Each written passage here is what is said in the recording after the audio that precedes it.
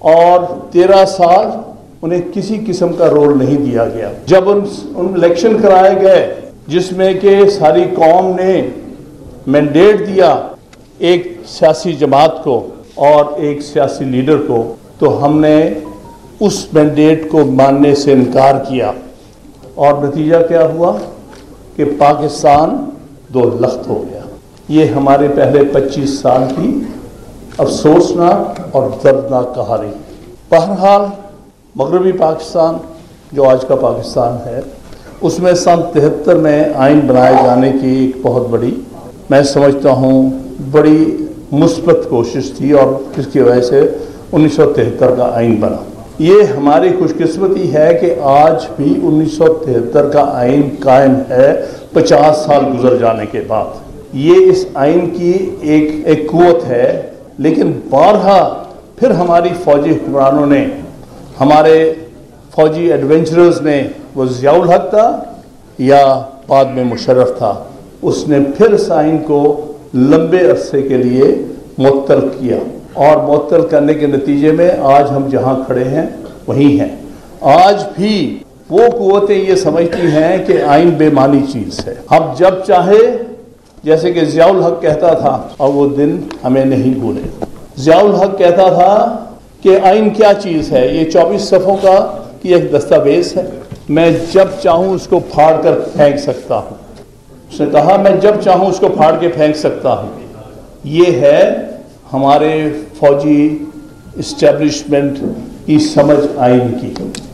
اسی طرح مشرف کے زمانے میں آئین کے ساتھ کھلواڑ ہوا، اور آج بھی جو پچھلے 2 تقاریر ہمیں سننے میں آئی ہیں، ایک میں کہا گیا ہے کہ ہمیں پتہ ہے کہ آئین کیا ہے، اور ہم جانتے ہیں کہ آئین کی حدود کیا ہے.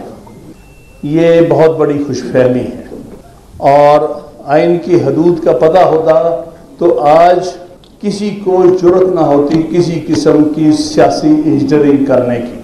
آج 8 اور 9 فروری نہ ہوتا.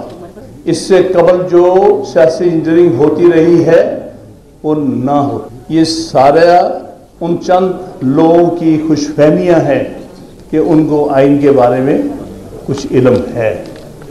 ہماری ایک پٹیشن ہے جو 9 مئی کے حوالے سے بھی چند باتیں ہوئیں. اس میں ہم نے سپریم کورٹ سے یہ کہا، اور یہ 25 مئی کی یہ پٹیشن پینڈنگ ہے سپریم کورٹ میں. اس میں ہم نے یہ کہا کہ بھائی 9 مئی کے واقعات کی آپ تحقیق کرائیں، آپ انکوائری کریں کہ 9 مئی کو ہوا کیا. جیسے کہ میرے بھائی جو بھی تھے انہوں نے بتایا کہ فرانس میں بہت بڑی اس قسم کی ہلچل ہوئی تھی، لیکن اس کا بڑے طریقے سے انکوائری ہو کے اور معاملہ طے ہو گئے. وہ پٹیشن آج تک پڑی.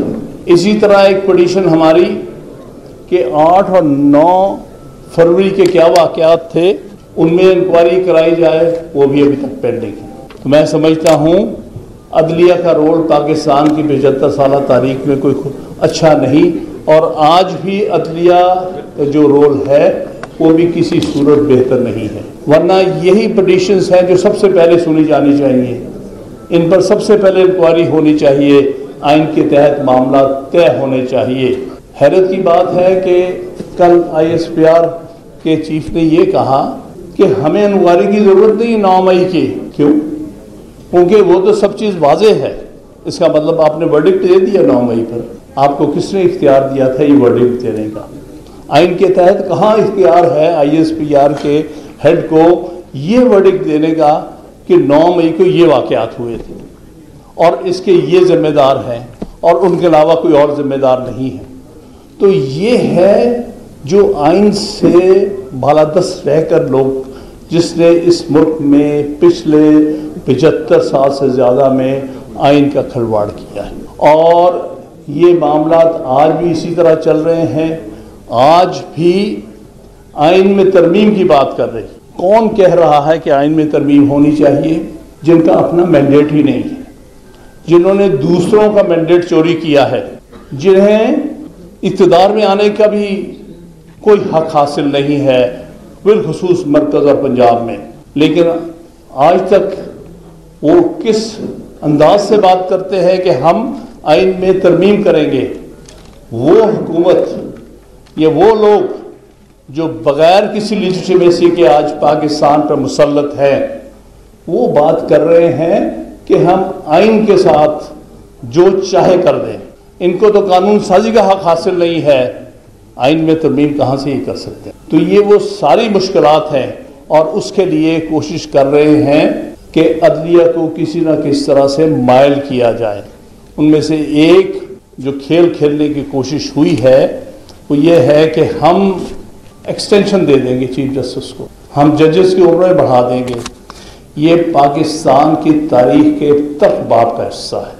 یہی 1975 میں ہوا 5ویں ترمیم میں، اور پھر 6 ترمیم میں انہوں نے اس وقت کے چیف جسٹس یعقوب علی خان کو ریٹائرمنٹ کے بعد تک کنٹینیو کرنے کی اجازت دی گئی۔ نتیجہ کیا ہوا کہ حق تلفی ہوئی حق مولوی مشتاق حسین کی، جس کو چیف جسٹس بننا تھا اس کو نہیں بننے دیا گیا۔ اسی طرح انوار الحق کا رستہ روکا گیا 6 ترمیم کے ذریعے۔ عدلیہ بری طرح ڈیوائیڈ ہوئی، نتیجہ اس کا بھگتنا پھر کن کو پڑا وہ آپ کے سامنے ہے۔ ٹھیک ہے، ہم کہہ سکتے ہیں کہ جو بھٹو کا ٹرائل تھا وہ انصاف کے تقاضوں پر پورا نہیں اترتا، لیکن 5ویں اور 6 ترمیم کے نتیجے میں انہوں نے یہ سزا بھگتی۔ اس کے بعد 2002 میں مشرف نے چند ججز کو، جنہوں نے ان کو کہا تھا کہ یہ ان کا ملٹری کو جو ہے وہ جائز ہے، ان کو خوش کرنے کے لیے ججز کی عمروں میں اضافہ کیا 3 سال۔ اور مجھے فخر ہے اس بات میں، اس میں کچھ سیاسی جماعتیں بھی ہمارا ساتھ دیتی تھیں۔ محمود خان چکدئی صاحب ہمارے ساتھ کھڑے رہے ہیں اس دور میں بھی۔ نوابزادہ رسول اللہ خان سب سے زیادہ وکلا کے ساتھ 2002-2003 کی، اور لیاقت بلوچ صاحب کا میں خاص طور پہ ذکر کروں گا، اور مرحوم قاضی حسین احمد کو میں سلام پیش کرتا ہوں۔ وہ جو واپس ہوئی ہے ان کی وجہ سے انہوں نے اس پر پورا اسٹینڈ لیا ہے کہ باقی تو جو آئینی ترمیم کرنے کی کوشش کی تھی مشرف نے، وہ تو ہم شاید اپنی کمپلشن سے واپس نہ لے سکے، لیکن جو وکلا کا ڈیمانڈ ہے کہ یہ ناجائز تحفہ دیا گیا ہے ججز کو، یہ واپس لیا جائے، اس پر قاضی حسین صاحب نے بہت بہادری سے اسٹینڈ لیا، اور لیاقت بلوچ صاحب میرے اور قاضی صاحب کے درمیان کئی دفعہ رابطے میں موجود تھے، اور مجھے خوشی ہے کہ واپس ہوا۔ میں صرف یہی کہنا چاہتا ہوں، جو آج اس امید پر بیٹھے ہیں کہ شاید ان کو کچھ سال اور مل جائے جج بننے کے، اول تو وہ جج رہنے کی مدت کسی کام کی نہیں ہوگی، ناجائز ہوگی، انلیجٹمیٹ ہوگی۔ بھول جائیں آپ کہ یہ آپ کو کوئی ایکسیپٹ کر لے گا، کوئی وکیل ایکسیپٹ نہیں کرے گا سوائے ان کے جو ان کے ساتھ ملوث ہوگا۔ اور میں یقین مانتا ہوں جو آئین کے تحفظ کرنے والی سیاسی جماعتیں ہیں، ان میں سے کوئی شخص بھی یہ قبول نہیں کرے گا کہ اس انداز سے ایک انلیجٹمیٹ اسمبلی، نیشنل اسمبلی جس کی کوئی لیجٹیمیسی نہیں ہے، جس نے دوسرے پارٹیوں کے سیٹیں چوری کی ہیں، وہ آئین میں تبدیلی نہیں کر سکتی۔ اس کو کسی طور پر بھی وہ بھی اور کوئی بھی پاکستانی جو آئین میں بلیو کرتا ہے، جو آئین کا تحفظ چاہتا ہے، اس قسم کی کسی بھی آئینی ترمیم کو ایکسیپٹ نہیں کرے گا۔ لہٰذا میں اس چیز کے توقع کرتا ہوں کہ ہمارے ججز جو اس قسم کی کسی امید پر بیٹھے ہیں، ان کو اس بارے میں سوچنا بھی بند کر دینا چاہیے۔